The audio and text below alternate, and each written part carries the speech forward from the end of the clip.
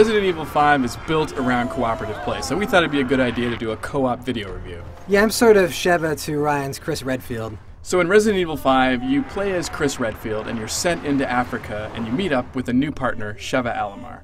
Chris and Sheva's mission is to stop a deal for biological weapons that's going down in the Kijuju region of Africa. In fact, this is sort of ripped off a plot of 24, I believe.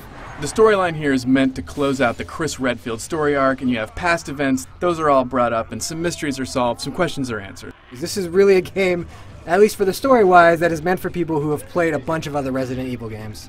The first thing you'll notice with Resident Evil 5 is the game looks phenomenal. It performs really well, the environments look great, the scenery is just stunning. Obviously, this is on a new generation of consoles, and it's been built that way, so you get these amazing explosions, the fact that you can actually play online co-op, have it run seamlessly. I mean, every once in a while there's some screen tearing, but for the most part the environments are gorgeous, there's great texture work.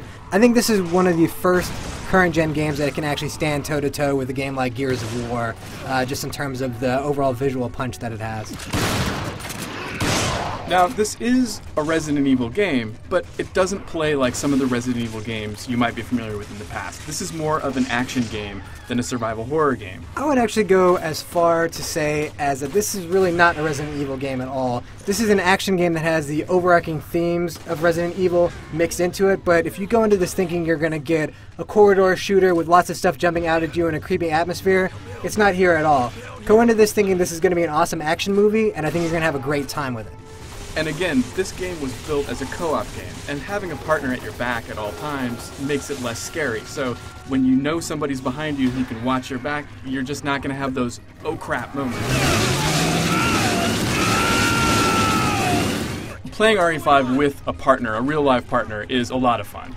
It's really easy to get in and join a game online, and once you do, you can play however you see fit. Yeah, the combo moves that they had in Resident Evil 4, that same idea is back for Resident Evil 5. Only now with a co-op player, you can have a little bit more fun with it. What's available for a combo move is really dependent on where you shoot an enemy, because an enemy's body is going to react differently whether you shoot him in the shoulder or the leg, and that positioning is going to change the type of attack you can do. I always fire directly at the crotch. Although RE5 is built for co-op, a lot of players will play by themselves, and when you do that, Sheva will be controlled by the AI. It does a pretty good job. Sheva does an okay job of getting out of the way and not being in your line of sight. She does tend to overuse ammo and overuse health, so you gotta kind of watch her. Also, fans of Resident Evil are familiar with the fact that you usually only have a certain number of inventory slots, and you have to kind of carefully manage that. So you can also use Sheva sort of as a pack mule, kind of you take the weapons you want and give her the things that you want her to carry around, except not health. I need ammo. Take this! When you finish Resident Evil 5, you unlock this really cool Mercenaries mode, which is just you against a horde of zombies and you're racing against the clock to get as many points as you can. It's similar to the mode we saw in Resident Evil 4, and it's a lot of fun in RE5. The Mercenaries mode really shows the one feeling of the campaign, and that is the Mercenaries mode is an incredibly intense adventure where you're always worried about how much ammo you have, you always feel like you're about to die, and you always feel overwhelmed, and that's whether you're playing single player or co-op. There's really none of that feeling brought into the campaign mode itself. And that feeling that Hill was just describing is that classic Resident Evil feeling of always on the edge, almost about to die, almost a crisis, and it's kind of strange that the only time you feel that really is in the Mercenaries mode in RE5. Resident Evil 5 is a great action game, but I'd say it's not really a Resident Evil game in the traditional sense. Now this is a game that I never got bored with. You know, there was never a moment in Resident Evil 5 where I kind of said to myself, I just wish this was over. It's from start to finish, I just wanted to play more and more, and honestly, the minute that I finished it, I said to myself, man, I can't wait to go run through back again, you know, with my shotgun with unlimited ammo or my Magnum with unlimited ammo, and just blow the crap out of stuff. You're so cheap.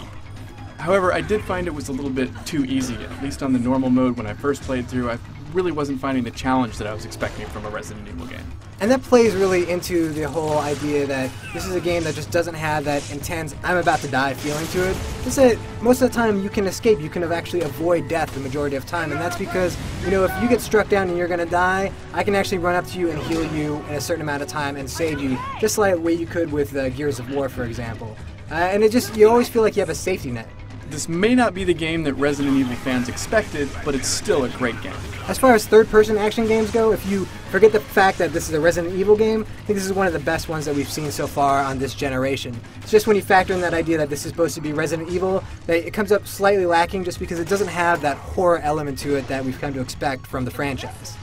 They've really taken Resident Evil in a new direction with this game, and if you were really looking forward to a kind of a new take on that classic Resident Evil feel, this will definitely fit the bill. For the full review, head on over to IGN.com.